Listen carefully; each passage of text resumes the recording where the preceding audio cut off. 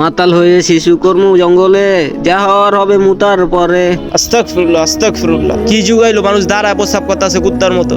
যাইয়া লোকটারে বললাহি, ভাই আপনি দাঁড়ায় প্রস্রাব করতেছেন কি লিগা? আরে ভাই আমি দাঁড়া প্রস্তাব করতে আছি, আপনার কোনো সমস্যা? ভাই আমার তো কোনো সমস্যা নাই। আপনি মুসলমান নাকি হিন্দু? কে ভাই মুসলমান? মুসলমান হইয়া দাঁড়ায় প্রস্রাব করা তো ঠিক না ভাই। আরে ভাই আমি কেমন প্রস্তাব করবো, এটা তো আমার ব্যাপার, আপনার তো নাক গলাতে কই নাই। কি রে, ওই জায়গায় কি হলো? দুজনে ঝগড়া করতেছে, যাই একটু দেখি তো। ভাই আপনারা দুইজন ঝগড়া করতেছেন কি নিয়া? ভাই আমি হারে দাঁড়ায় প্রস্রাব করতে না করছি দেখে লিগা আমার উপর চিত্তে গেছে। আরে ভাই আমি কেমন প্রস্তাব করবো, এটা আমার ব্যাপার। হ্যাঁ কি লিগে আমার সাইডে জ্ঞান দিব? উনি তো ঠিকই বলছেন, দাঁড়ায় প্রস্রাব করলে মরার পরে ভয়ঙ্কর ধরনের শাস্তি দেওয়া হবে। ভাই মরার আগে আগে আমি আল্লাহর কাছে মাপ চেয়ে আল্লাহ তাহলেই তো শেষ, আল্লাহর আমার কোনো শাস্তি দিব না। ভাই আপনার বাসায় তো আজকে বিরিয়ানি পাকাইছে। কি বলেন ভাই, আমার বাসার খবর তো আমি জানি না, আপনি কিভাবে জানলেন? দেখছেন ভাই, আপনার বাসার খবর আপনিই জানেন না, আর কখন মৃত্যু হবে ওইটা কিভাবে জানবেন? হ ভাই আমি তো এমনি ভাইবা দেখি নাই, আমার কখন মৃত্যু হবে এটা তো আমি নিজেও জানি না। আজকে থেকে ভাই আমি পয়সা প্রস্তাব করবো, আর দ্বারা প্রস্তাব করবো না। মাশাআল্লাহ, আল্লাহ আপনাকে কবুল করুক, আমিন।